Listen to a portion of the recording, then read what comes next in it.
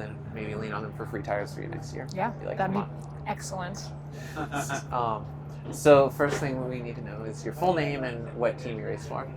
My name is Arley Kemmerer, and I race for Fearless Femme Racing. Sweet. So Arley, I would call you one of the most talented professional women in cyclocross. Thank you.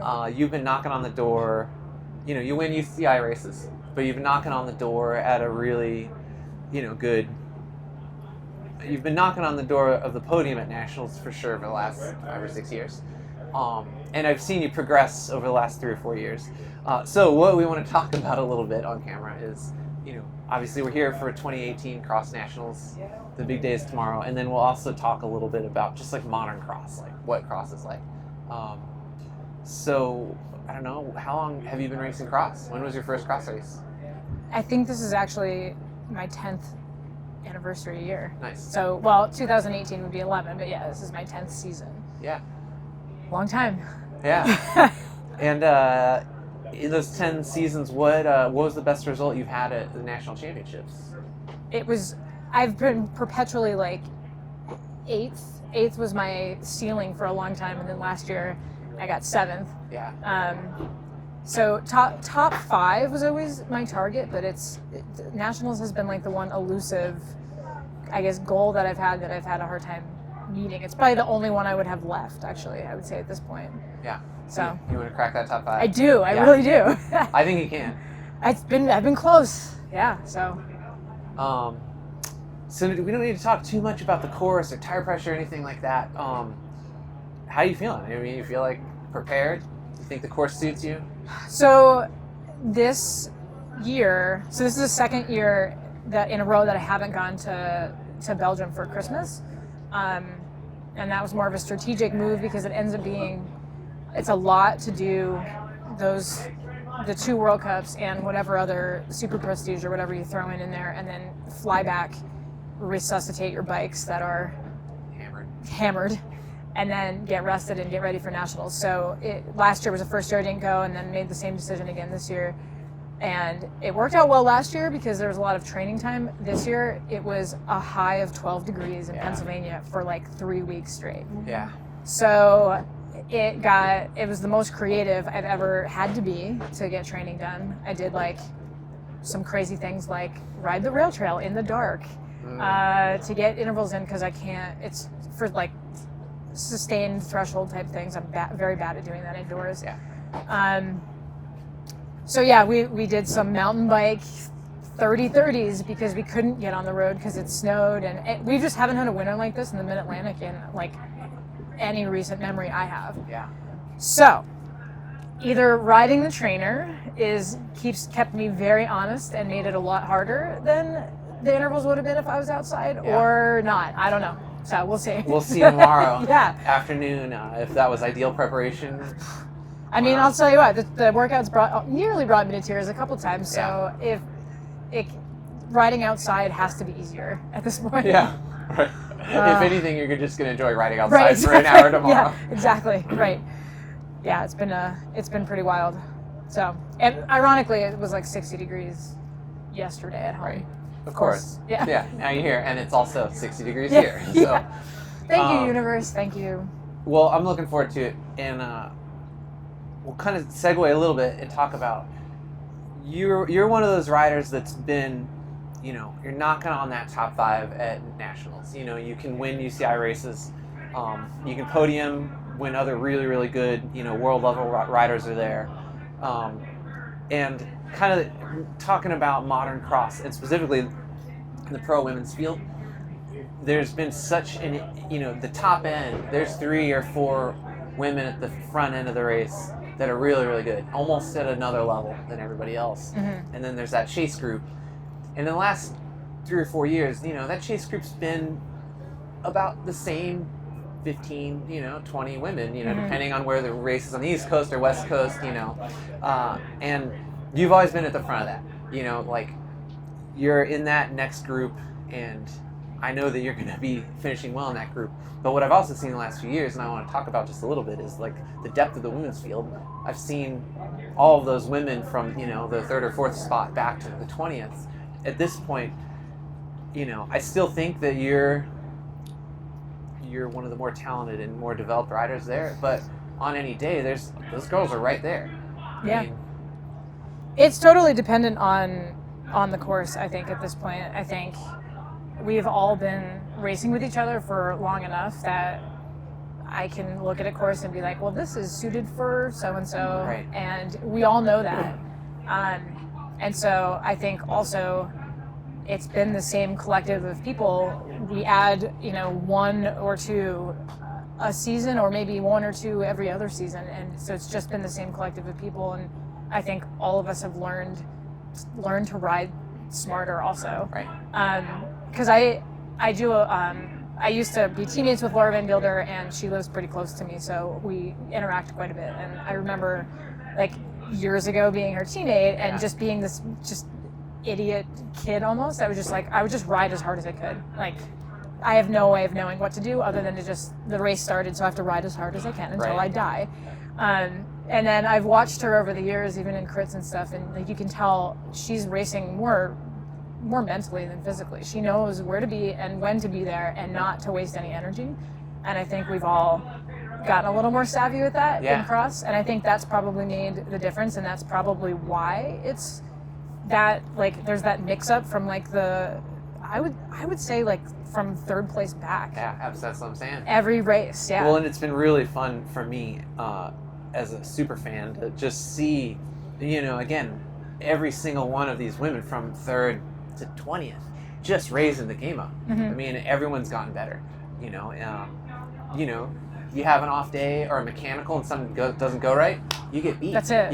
Whereas, back in the day, you would have a minute or two, and you could have a mechanical, you could have a bobble, and you'd still have a good enough gap. Now, I mean, everybody's right there. I mean, the gaps are closing, and it's pretty interesting. So the women's race is going to be really, really exciting to watch tomorrow. Yeah. I think this is the closest competition that I can remember that would be the most competition Katie Compton will have had in my duration of racing with her. Yeah. So I think that's pretty cool. I'm pretty excited about that. So with that said, outside of yourself, who's your favorite to win the pro women's race tomorrow? Oh, come on. I think that Katie Keough has a real shot this year. All right. I've been doing less World Cup racing this year and have been enjoying watching it from bed, drinking coffee at 7:30 in the morning. And I used to view her more as similar to myself. I think her and I are the more technical the course gets, the better our odds become. Mm-hmm. But Katie's somehow managed to step up. Katie Keough has managed to step up her game in courses that are less technical. Yeah. So she's still putting out a ton of she power. Put out power. Yeah, and that's noticeably different to me with her than it has been in the years past, and I think that's really cool. And I think she's become an incredibly versatile rider in ways that I don't know that anybody else can touch at this point. So I think that's really cool, and I'm pretty excited about it. I wish I could actually watch it. Yeah. So hopefully the live stream. Watch the replay. Yeah, hopefully there is a live stream replay, because it'll be interesting to see how that unfolds. I hope it's a good race through and through, like start to finish, because we need that. Yeah, I think it's gonna be. Yeah. All right. Well.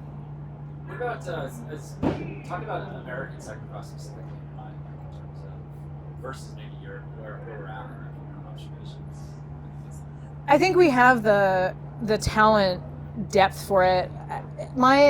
My contention has always been I wish that we had more technical courses. Yeah. And I know there's a constant debate about having elite nationals and separate from masters nationals and all of those things, and UCI pro only sections or not having UCI pro only sections. And I really fall on the side of allowing the elites to do something more technical, because I think we're doing ourselves a bit of a disservice to go overseas then. Yeah. I think our weather and our climate in the U.S., like our actual climate, is never going to get us adequately prepared to race in Belgium. It just doesn't rain here. We don't have the same jet stream anywhere here. So it's pretty impossible to mimic the conditions that you see over there. And I've racked my brain like crazy to figure out, because I have a hard time, if I have to run long distances in deep mud, I have a hard time with that. And I'm certain it's because my legs are incredibly short. And I've tried to think of every way to kind of mimic that, and you can't. Yeah, it's and hard. You would, short of like digging up something in your yard and constantly spraying it down every day and making it a mud slop thing that you get used to running in, but we just don't have that. So I do think bike handling, if you're more skilled at bike handling, and we have those courses that require the handling, even though there's not mud, I still think that would be helpful. And I think some people have responded to that in the courses they're designing at some of the UCI races that I've been to, and then I've definitely been to other ones where I'm like, this is Could be a little you don't more need your technical. brakes. Right. Yeah, and I like the technicality of it. I think that's a really integral component of cyclocross. I think driving your bike that's what it is to me, and that's why I like it. The more technical and the harder, the better, because I think that's fun. I'm with you. Yeah. So maybe I'm biased about it, but if I wanted to, if I wanted no brakes, I don't know, race track Race or something. road. Yeah. Yeah. So I think we have the talent pool for it, and I think all the women are still going over to Europe, and I think that's really cool. And I think we all do it. I went over to Denmark and Germany with Crystal Anthony and Courtney McFadden, and we had a great time. And I think we all look at it like, we have this opportunity to go. We've qualified. When else are we going to go to Denmark? So let's go. Yeah. And it was great. And it's definitely, every year I go to Europe and race, I feel like I see a new course where I'm thinking, wow, didn't think you could do that. Yeah. We did a lot of downhill running in Denmark, which is never a thing I've done in 10 years of racing. Crazy shit in Europe. Yeah. And it doesn't translate on television or on your laptop. No. You know? So I have mad respect for any athlete that goes and races cyclocross in Europe. Yeah. It's just, the courses are so much harder than anybody can imagine. Yeah, and it's things that race in Denmark was in an RV park at the ocean. Right. And the square footage of the space was tiny. Right. And so we rode there the 2 days after, to see what it looked like without all the stuff there and just look at the track. And I'm like, we're looking at it thinking, who would have looked at this space and been like, you know what we're gonna do here? We're gonna put a cross race here. Yeah. So we warmed up in a dry dock for all the boats. Oh yeah. So they literally parked us in between these massive boats. Like, you just wedged your car in between and underneath these boats. Yeah. So we're like, this is crazy. So yeah. Yeah. Things amazing. Things you'd never see here in the US, but yeah. And I think what I'm hearing is US courses need to be harder. Mm-hmm. So we expose our athletes, especially younger athletes, to just harder and crazier shit. yeah. So that when they do get to the higher level and they do go over to Europe and race, it's not as much of a shock to the system. Yeah, I mean, that's a good point. I never looked at it, I guess, in terms of the next couple generations, but that is a good point. I mean, a lot of our courses, we could do that by just narrowing them up. I mean, in Europe, the width, I mean, they do the minimum width a lot of the times, and so the turns are not turns that you can just rail the outside line and just go right around. You need to hit your brakes. Yeah. So a lot of times I think we could accomplish that by just tightening those radiuses up, and I think it would be good to do that, because that's probably the biggest adjustment, other than the wild, crazy things they send you down in Europe. Yeah, I think the tight turning is a very big adjustment too, because you come around turns sometimes they're like, whoa, there's the other side. Yeah, there's a lot of tight turn. There's a lot of turning in the Euro courses. Yeah. Yep. So. Well, yeah, good. On our way. Yeah. So, Okay. cool. Boom. That was fantastic. Thanks. So thankful for sitting. Yeah. Thanks.